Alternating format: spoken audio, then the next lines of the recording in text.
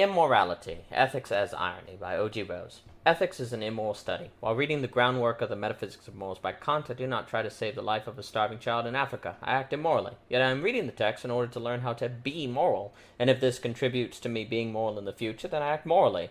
I act immorally relative to the child in Africa now, and morally to whom I will help in the future. In some, I act immorally. Parentheses around the I and the M. Section 1. If I saw a child was drowning in front of me and I didn't jump in to save the child because I was reading Kant, I would act immorally. Yet that is exactly what people do whenever they read an ethical text, the only difference being that the child is hundreds of miles away and starving rather than drowning, which is arguably worse.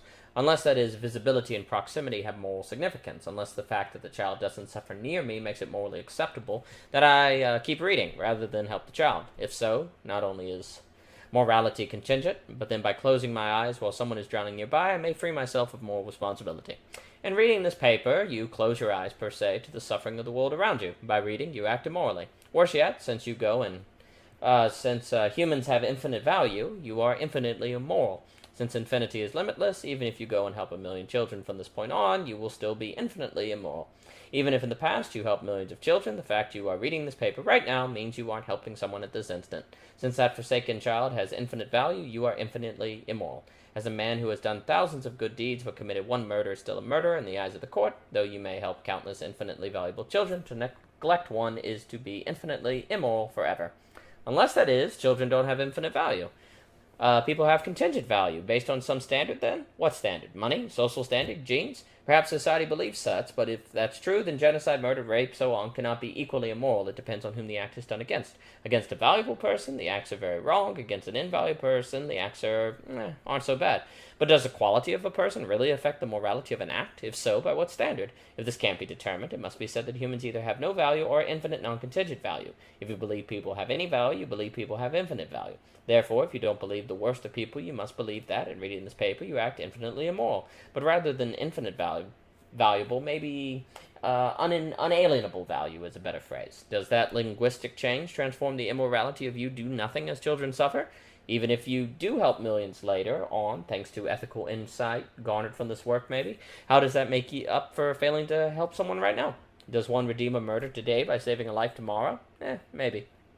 If all this sounds silly to you, realize it doesn't to the suffering. Does this paper infinitely offend you? Isn't it an infinitely offensive against those you don't help right now to be infinitely offended by someone that forces you to acknowledge your immorality? Are the implications of this work infinitely outlandish? Don't they have to have infinite implications to parallel the infinite worth of those you are overlooking at this very moment while reading? Do keep in mind that you really could be saving someone's life because a child somewhere is dying right now from a preventable disease or hunger which a few dollars could remedy, to allude to the thought of Peter Singer. Perhaps you're poor, but are you really justified not to help someone just because you don't have money? Are the lives of others contingent upon your economic situation? Why don't you go and get money? Aren't you at least obligated to try? And if you have money, what justifies you not giving it to someone who needs it immediately? And if you do give your money away to someone, why to that person and not someone else? What right do you have to judge one life as more worthy than another? If you watch someone get mugged in the street, is it all right if you do nothing just because you don't have a way to defend the victim? Why don't you go get a means of defense? And even if you can't find something, why don't you just do something? Instead of giving to the starving, perhaps you need the money to take care of your family. Does that mean your family is more important than the starving children? Haven't you implied that with your actions? Should your family live while others die just because your family was lucky enough to be born in relation to you? Does life and death depend on birth? How can you make that selfish and moral judgment? And would your family really die if you gave away a few dollars to save someone else's life? And why does your family deserve to be provided for? Since they've most certainly let a moment go by in which they've contributed to letting children starve in Africa. Aren't they guilty of an infinite trespass? Don't they deserve death? Don't we all deserve death? Section 2. Every act is immoral, with the I am in parentheses. While asking what is moral, I let children starve, therefore asking what is moral is an immoral act, and yet insomuch as it prepares me to be moral, it is a moral act. At any given moment, a person acts immorally, for there is always suffering that a person doesn't address. Yet even when a person acts morally on a limited scale relative to the whole world, the person chooses to act morally to some rather than to others. This, in essence, judges some as more valuable than others, which is discriminatory, likely arbitrary, and immoral. Therefore, even in moments of moral action, a person is immoral, and in total, everyone and everything is both immoral and moral. This doesn't mean that people are merely immoral, but that people are a constant synthesis of both. Ethics is an ironic study. Our attempts to be moral occur during our immorality. To learn how to be ethical requires not being ethical, and when I become ethical, I'm ethical relative to some and unethical relative to others. Relative to particular individuals in particular moments, I can be moral, immoral, and or both. Relative to this big picture, I can be immoral and immoral, never just simply moral. There is no moral life, only moral moments. You can live morally to those around you, but can't live morally to everyone in the world. Since people have infinite worth, your moral actions are negated by your immoral shortcomings. Unless, that is, you don't believe people have infinite worth. Do you have infinite discernment to be able to pass such a judgment? If not, you cannot say whether people do or do not have infinite value. Section 3. If you are saving someone's life, but across the street someone else is dying, is it acceptable if you don't save that person? Who are you to judge that the life you saved was more important to help than the life you let perish? Does the fact that you serve children in America make it okay that you let children in Africa die? If you help children in Africa, what about the children in America? If you help one child, what about the other children? Doesn't everyone have infinite value? Isn't it always immoral to not help people who could be helped? Is finitude a valid excuse against an infinite transgression, for committing an infinite transgression? Does the fact that you can't help everyone make it all right that you let some die? Does your ability to help someone dictate whether it's moral to help an individual? Is the value of others contingent upon your condition and abilities? And is it ever the case that you truly can't help someone? Couldn't you pay someone to go to Africa and save a kid's life as you took care of your sick mother? But what right do you have to judge that you should help one person versus another? And if rights are unalienable, I can't give up my rights even if I want to, nor infringe upon the rights of another, even if that individual tells me that I can. So even if someone says it's all right for me to help someone else at their expense, I have no basis for letting the person give up their right to life. At the same time, I shouldn't let someone I'm helping currently die. I shouldn't let someone I'm helping currently die as I go to help another, for then I would contribute to taking away that person's unalienable right to life. If a child was drowning right in front of you and you didn't jump in because you didn't want to get wet, you would be immoral. But someone is dying on the other side of the world right now, and you're still reading this paper, and I'm writing it. We're both immoral, unless that is morality is contingent upon location. What if a child was drowning and the majority voted to let the child drown? Would it be okay then? What if you voted to help the child but the majority voted against you, resulting in you doing nothing? Could you really claim you're moral simply because you voted to do the right thing? Is morality subservient to democracy? What if the child told you to let them die if the majority voted that way? Is morality subservient to words? What if the child was brainwashed? What if the majority threatened to kill the child's parents if the child didn't say that about his or herself? What if the majority threat was empty and yet you didn't do anything because the child asked you not to, thinking the threat was substantive? What if you let the child die because you didn't want to get wet or suffer any judgment from the majority and a jury found you innocent of murder? Is morality subservient to a jury? What if a judge told you not to save the child and you listened? Would that make it? And so on. Ethics is too often just a game of quick wit. It's meant to make the world a better place, but people being both moral and immoral, a mixture, all too often ethics classes just reward creative thinkers with college tenure. Isn't it good to contemplate moral questions? Well, what is the moral justification behind the act of contemplating moral questions, especially consider that children are suffering while you're thinking? It would seem to me that there is none, and that there is no moral justification for reading about Kant's categorical imperative as children suffer, and learning that I shouldn't do something that I wouldn't want to be a universal moral category. I study philosophy while people suffer, which is something I shouldn't want people compelled to do by a universal law. Of course, you could argue that if we never thought about certain problems, we wouldn't know there was anything in the world that needed fixing in the first place, but does a starving child have the luxury to make such a counterpoint? Is a moment of thought ever justified at the expense of a moment when a child's pain could be alleviated? If so, by what standard? Tenure? Ethics is too often an ironic game played at the expense of dignity. Take the question of whether consent has moral weight. If someone said you can kill me, would that make murder acceptable? Only if the person speaking isn't brainwashed. How do you know if the person is or isn't? You can't, so consent is never entirely reliable. But what if the person isn't brainwashed? Well, what the person is able to consent to and what sort of weight the person is able to put behind his or her verbal contract will be relative to the person's genes and socioeconomic position, which will be highly dependent on what family the person was born into and so forth. Therefore, consent and contract are unfair, for the consent of a poor man may not have the weight of a rich one or the same level of willingness. But doesn't a poor person have an inherent dignity that validates his verbal consent? Well, even if he has dignity, his contract can lack the weight of a rich, dignified man. But what if a poor person wants his yes to mean yes and his no to mean no? His decisions and verbal consent are contingent upon variables outside his control, say genes, social pressures, so on. And if he agrees to a given contract and wants his consent to be valid, if the contract has weight in favor of the rich party, the contract is unfair, which invalidates the poor man's agreement. Then fairness supersedes human dignity, and consent. If there isn't fairness, human dignity lacks justice, and without that, dignity is negated. Why can't justice be negated by dignity? And so on. Endless what ifs, possibility after possibility, redefinition after redefinition. The study of ethics is too easily a labyrinth of hypothetical situations. Even if morality is grounded, as Kant arguably accomplished, none of us can live morally. We are all immoral. Section 4. There are no theories in the world, only things that fit into theories. All theories of what constitute the moral life stuff the world into lenses and frameworks. What constitutes the ethical is relative to the framework being used, and hence morality is relative.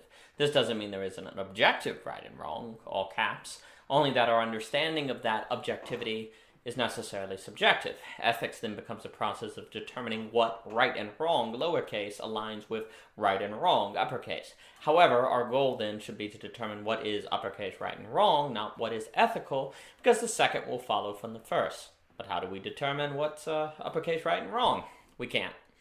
Since we're finite, we can't be objectively moral or ethical, all caps. We can only be subjectively ethical. We can only be moral and immoral at the same time. We are no hope. We are immoral, with I am in parentheses, with no hope of achieving capital O objective rightness. Excuse me. Even if we did happen to be objectively right, we couldn't know it. Since we cannot transcend ourselves, the study of ethics cannot make us capital E ethical. But if that's the case, what exactly is the use of ethics? Well, if there was no space between people, there would be no ethical acts. Since the existence of ethics is contingent upon the relationship between the I and other, ethics, more than teach us about how to be moral, teaches us about how to relate to each other and how to communicate. It could be said that ethics teaches conversation. Since words are often communicated poorly and misheard, words constantly fail. As Heidegger noted that we don't notice a doorknob until it doesn't work, we don't engage in ethics until something is broken. And what does that breaking is often words. It isn't the world that is broken in and of itself, for the world just is itself to itself, but our words and thoughts that break it relative to us. Consequently, it's our world that's broken, not the actual world.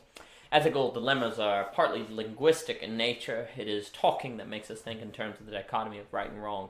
Words make us think the world is broken. In fact, the world is neither moral nor immoral relative to itself.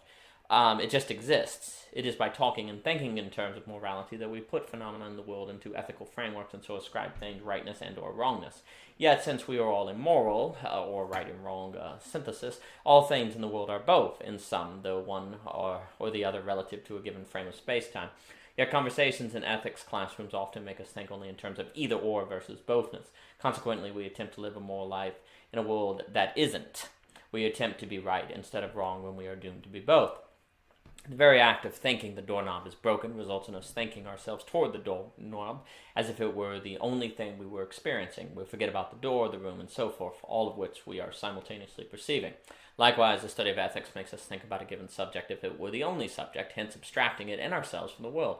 Consequently, whatever solution we find is an abstraction, and though it may fix the problem and make us moral relative to it, it doesn't make us more moral relative to the sum of the world. We can only be moral in part. We can never be wholly good. Section 5. If I intend to drive to California and succeed, it could be said that I did the right thing. This is because, relative to the intended framework, I fulfilled what I intended to do. In a sense, it could be said that I did good.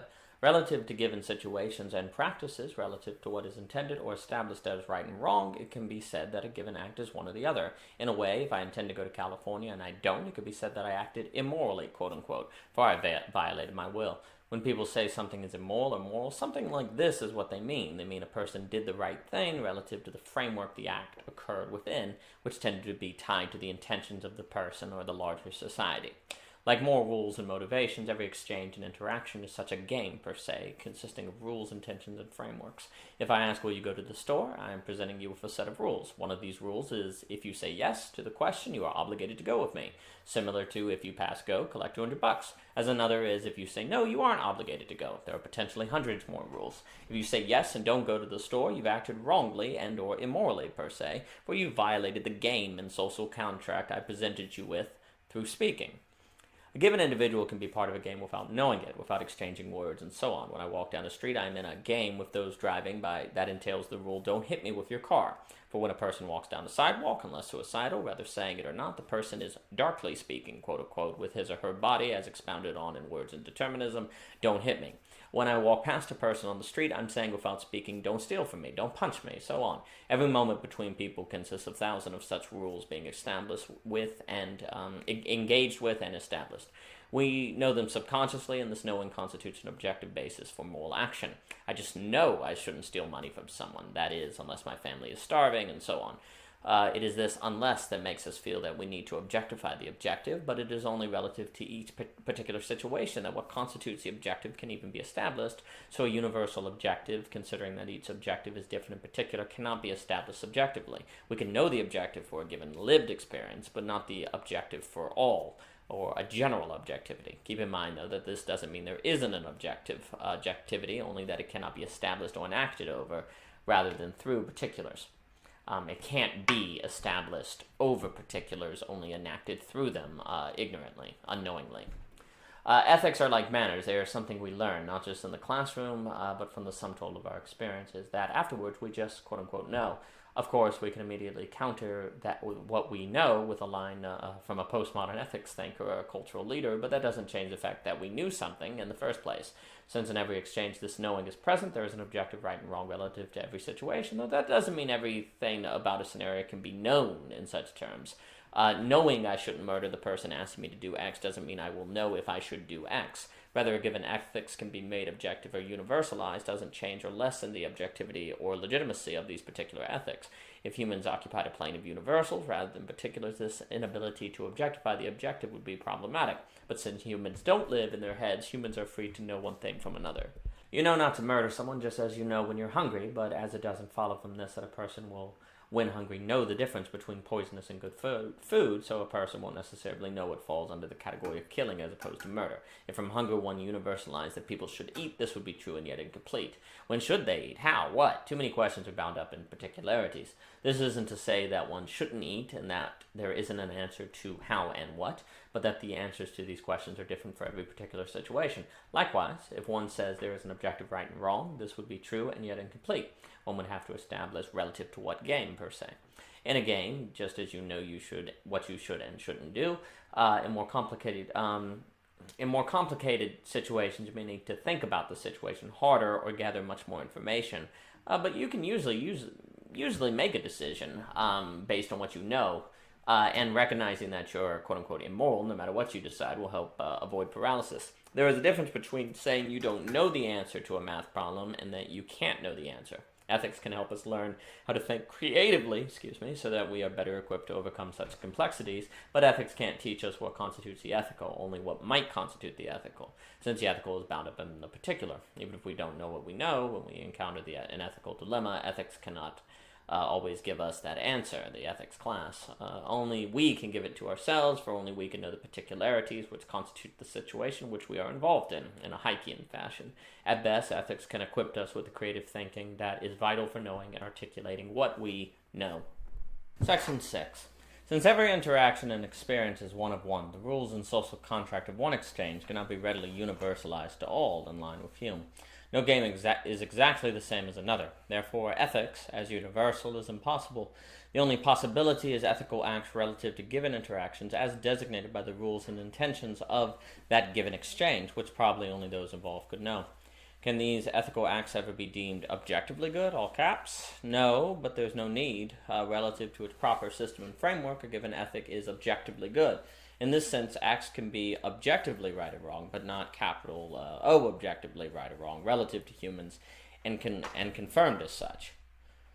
What is objectively right is tied to particularities, so to discuss ethics as if what is objectively right or wrong is or can be objectively right or wrong, all caps, is futile.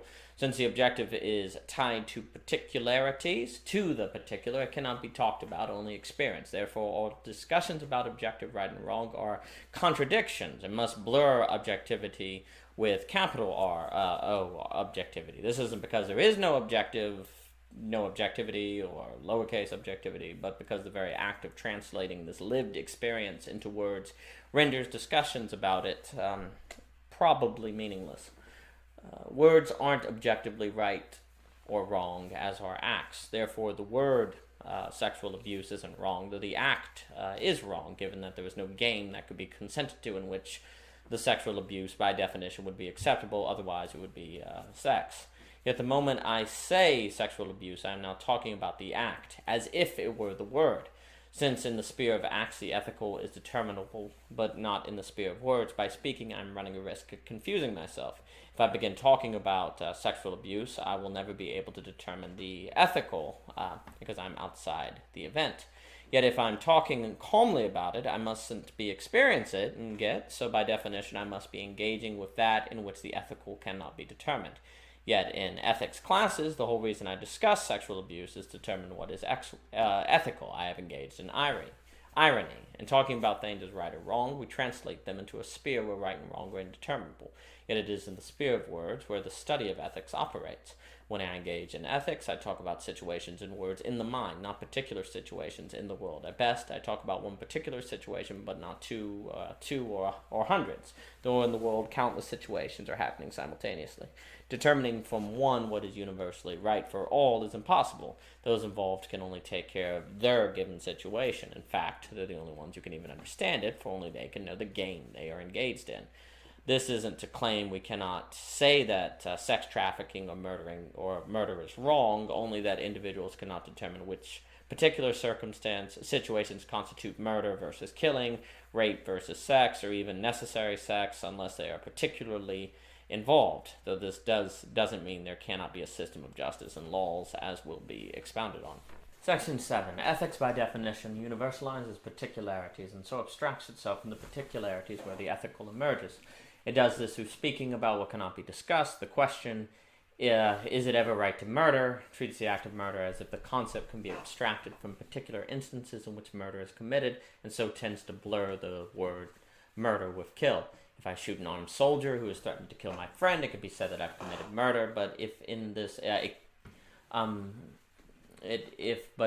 in this act the rules of the game were not such that shooting the soldier constituted murder but defense, for example, such a claim would be wrong, though perhaps right relative to some abstract theory. In a different yet identical scenario, the rules could be different and hence the act wrong. Ultimately, one could come up with endless hypothetical situations ethically in a classroom, and the point is that one could in fact come up with endless what-ifs. But no hypothetical situation exists in the world. They all exist in the mind. In the world, there are particularities in given instances with given rules and intentions between those involved, relative to which the objective right and wrong can be determined. Ethics, rather than equip people to be prepared for this, often equips people to live in their heads. John Rawls, for example, came up with a hypothetical situation called the veil of ignorance in order to establish a hypothetical contract relative to which people could determine the ethical. Rawls justified this act by claiming it is only through a hypothetical contract that a scenario can be imagined in which the ideas of autonomy and reciprocity can be realized without being susceptible to contingencies like birth, genes, and the like. The idea behind the veil of ignorance is that if people were born not knowing which gene, socioeconomic status, skills, so on, they would inherit upon birth, and if they could choose either to be born into a world in which everyone began equally or take a gamble on equality, then people would choose equality. Therefore, to realize this ideal, society is moral in distributing wealth. Autonomy entails individual liberty, while reciprocity is a mutual interchange agreed to by autonomous individuals. Since to Rawls, individuals would freely choose from behind a veil of ignorance to distribute wealth evenly, then to distribute wealth in actuality doesn't violate freedom. In fact, doing so accomplishes the long-sought ideal of marrying liberty and fairness, the long-sought ideal. Yet, we do not need to look toward brilliant hypothetical situations to achieve this ideal Rawls sought. In every particular game, relative to itself, autonomy and reciprocity are one, transcendent of accidents and so fair. These situations are so prevalently integrated into daily life that they become like air to us everywhere, yet seemingly nowhere. Similarly, it has become the unity of autonomy and reciprocity, making us believe we need to philosophically unify them. Ironically, as talking about things as right or wrong translates them to a sphere where right and wrong are indeterminable, the very act of thinking about liberty and fairness transfers them from actuality to abstraction, where they are irrevocable by definition. In actuality, the rivers of freedom and reciprocity are one river and thought apart. Consequently, we think, as we must, that the goal is impossible or requires a hypothetical contract, when in fact to do so is to seek what we already have. Furthermore, Rawls tries to justify a macro-ethic in which freedom and fairness are unified, and so to establish a universally objective ethic rather than embrace particular objective ethics that emerge universally with particularities, but aren't universal in themselves. Objectifying the objective is impossible, even when at the hands of a genius like Rawls. When my friend says, do you want to go to the movies, I answer yes, it is now fair to her for me to go, and I have claimed indirectly that I want to go, that I'm willing to exchange my time for presence plus entertainment, and that my genes, socioeconomic condition, etc. won't get in the way, and they won't if others outside the game don't get involved. If it turns out I can't go to the movies later on because my mother forces me to stay home, which I couldn't have known ahead of time, stuck like everyone behind the veil of ignorance between present and future, I'm kept from being fair due to the family I was born into. All the same, I have acted unfairly, for I chose autonomously to put myself under the moral law of a certain game, and so to make my actions susceptible to judgment against the game's standard. That said, it is doubtful that my friend will hold my failure to attend the movie against me. Even when I act immorally, my friend can still treat me with empathy and understanding. There is groundwork and precedent for this empathy, considering that we're all the time stuck behind the veil of ignorance that divides present and future, and because we're all both moral and immoral, and so have no right to treat others as if we're morally superior. If someone asks, can you slam dunk, and I say yes, but I fail to do so because of my genes, I am guilty of lying. Perhaps I didn't mean to lie and really thought I could, but I am still guilty of deceiving my friend, and so not paying homage to human dignity, as Kant would say. Even if I didn't mean to, I have violated an infinitely valuable being, and so am guilty of infinite transgression. Yet my fulfillment of this contract wasn't something I was capable of doing, due to variables outside my control. Therefore, there is a sense in which I am innocent. Yet by saying yes, I forfeit that innocence, which would have justified me had I said no. Therefore, I acted immorally relative to this exchange, so it cannot be said that I am immoral from it, for that would universalize a particular, though it can be said that I am immoral relative to the sum of phenomena. It can't be said that I am immoral relative to the sum of all possibilities. But what if I really thought I could do the slam dunk? Then I told a lie without meaning to as a result of deceiving myself. See how what-ifs can be stacked upon what-ifs forever? When it comes to determining the ethical relative to a particular exchange, and only to that particular exchange, one's genes, socioeconomic statics, and so on are irrelevant, or mostly irrelevant, in that relative to a particular experience in which ethical terms are meaningful, autonomy and reciprocity are one. There is no need for hypothetical situations. The real world, the one that's so hard to be present in, gives us what philosophers seek in the abstract. We only have to worry about contingencies when we try to objectify the objective, which results in confusion. If someone signs a contract that results in him losing everything and was forced to sign it by a banker more powerful than himself, a banker who only has that power because he inherited it from his family, both of them are guilty of spending time not helping suffering children. Both are both moral and immoral, and this is the foundation upon which we must decide if the act of the banker is immoral or not. Is it immoral, or both moral and moral, or just immoral? It depends on your moral theory, and even if that's wrong, does this mean every contract is wrong? It depends on the particular contract and circumstance. One can never generalize from a particular. Even if it is wrong, it's wrong that someone didn't help the poor person from getting into this situation in the first place. It's wrong that someone didn't fire the banker. It's wrong that those children are still not receiving help. It's wrong that poverty exists, and so on. Every situation is comprised of hundreds of dimensions, each of which can be abstracted from the whole and placed within an economy of right and wrong, resulting in abstraction. In truth, it isn't immoral for the banker to take all the man's possessions if those were the terms of the game upon which both parties agreed, but that doesn't mean it isn't unlawful, if so established by the society. Also, events and the consequences of those events are separate things. An event can be moral relative to itself, but its consequences can be immoral. Means and ends have to be examined separately.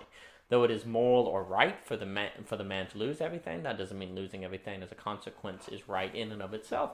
And if a society so makes the laws, the banker's contract can be lawful, but it can be unlawful for the poor man to be left with nothing. The society then is legally obligated to distribute wealth so the poor man until the poor man's situation improves. To return to Rawls, it should be noted that he was ultimately writing to justify a moral background for distributing wealth. In doing so, he practically confused morality, which cannot be abstracted from particularities, with law, as will be expounded upon. There can be no ethical background for distributing wealth. The ethical can only be established between particularities, not across multiplicities. But distributism doesn't need such a background. If the law says X will give Y% to Z, it is then lawful to do so, and unlawful not to. Whether or not it's moral is a secondary, if not irrelevant, question. Whether it should be the law that taxes should be distributed relative to income should be determined relative to whether the process actually achieves its end. If those distributing the wealth can actually do so, if it actually eliminates poverty, and so on. If distributing taxes doesn't work, then it shouldn't be done. Rather, the initiative is ethical isn't irrelevant, but often a secondary concern. Such a consideration often just confuses the question. What matters foremost is whether or not the initiative works. Ethics can be focused on later, situation by situation. Section 8. Since universal ethics are impossible, societies create laws which function similarly and universally. The unlawful and the immoral are not the same thing, though are constantly conflated. However, once a society passes laws, the unlawful and the immoral merge relative to the state, like two rivers that cross and then run together. Relative to the state and society under it, unlike between people, the right thing is practically determined by laws. Of course, if there were no laws against murder, murder would still be murder, but in what sense could it be said to be immoral? In the sense that a person is born not to be murdered, and so it isn't fitting? But could we say that people aren't born to murder others? Couldn't the purpose of some be to infringe upon the lives of others? Could we really ever be sure that murder is immoral? Is this example so extreme considering natural selection? We may know murder is wrong, but without the force of law, what could we do about it other than take the law into our own hands? And if we couldn't do anything, how could we establish an actual difference between preferences like pickles are bad and ethical convictions like lying is bad? Therefore, if it wasn't against the law, could we say murder was wrong in any meaningful or weighty sense? Maybe. What is lawful is relative to the society and the laws it has established. Relative to a given society, what is unlawful is objectively wrong. As with personal interactions, no capital O objective basis is needed. However, when one society encounters another and another set of laws, pressing questions emerge. Since objectivity is impossible relative to humanity, how this gray zone is overcome is through other methods, such as economics, war, and so on. Law is more concrete in substantive study or morality than ethics. Of course, what a society decides will be the law is relative to what the society thinks is right, but has ethics truly ever helped a society write laws? Did not Rome, the Ottoman Empire, and so forth exist before Kant and Locke? Isn't it more so our gut which dictates the laws we write, as Kant's gut was probably how he determined which premises to defend in the groundwork? Doesn't ethics follow our gut, not the other way around? Ethics may help us articulate our gut, as it may also confuse us, but isn't it ethics that initially determines what a society passes into law? Arguably it is not. Rather, it's anthropology and ontology, for these are the studies through which people determine what constitutes their gut and why. If I ask, does man have unalienable rights, I'm asking an ontological and anthropological question tied to the question, what is man? I may think I'm asking an ethical question, but I'm only doing so secondarily. If I ask, is murder wrong, the answer is contingent upon what I think man is, such as a being with a right to life. Again, the question is ontological and only ethical secondarily. Law emerges from ontology. Ethics is what we call this thought process retrospectively. Questions like, is murder wrong and should we tax the rich, are important questions and should be asked, but it shouldn't be forgotten that these questions are more anthropological and ontological than they are ethical. It is by grasping the being of things, which is particular and concrete rather than hypothetical and abstract, that these tough questions can best be surmounted. As C.S. Lewis thought, for the sake of second things, first things should be first. Section 9. But can we ever know what is man? Can ontological questions ever be answered? No, not objectively, capital O, but we most certainly can write down a definition in a dictionary. Dictionaries are the social contract at the root of all societies. The OED is a declaration of independence. Absurd. Absolutely. But that's all we have. If you want to study ethics, it's sensible to read a dictionary. You very well may learn more about the moral life in the OED than from the groundwork. Are the people who write dictionaries God then? First, they can only be like God if God exists, and second, they're God-like, as are the people who write laws. As what we call unlawful is what goes against the law, so what is immoral is what goes against our definition of human beings. How do we decide that definition? In the same way that we decide laws. Some people vote on it. Why do we vote the way we do, and how? Everyone has a different answer, especially the religious. There is no capital O objective basis, at least which humanity can fully conceptualize, for discrediting any of them, nor is there any objective basis, lowercase o, for the step comes before any game is established, it being the step that determines what game societies play. Why do we decide on the definition that we do? It depends on whatever is most fitting. For now, all that can be said for sure is that something emerges organically through time. Is that something the right answer? It's neither right nor wrong, that being an abstracting dichotomy. It just exists. Ethics can make that existence harder to realize, cutting us off from it via dichotomies, abstractions, what-ifs, and so on. In this sense, as long as it doesn't make us less creative, the unethical life can be better. Section 10. Humility helps ethics. If it is recognized that ethics is best understood as ontology, ethics will move towards clearer definition and meaningfulness. Whenever the rivers of ethics crosses with the river on ontology, ethics achieves greater meaningfulness. But when these rivers part, ethics again loses its definition. The sooner it is recognized that these rivers always belong together, the sooner ethics will stop oscillating in and out of meaning. If those in ethics understand they are immoral, they will have a groundwork from which to engage with the real world and ontology. Then students of ethics will be able to make a difference. In recognizing that we are all immoral, we are all better equipped to live with it. This has been Immoral by O.G. Rose. For more, please visit www.ogrose.com, and thank you for your time.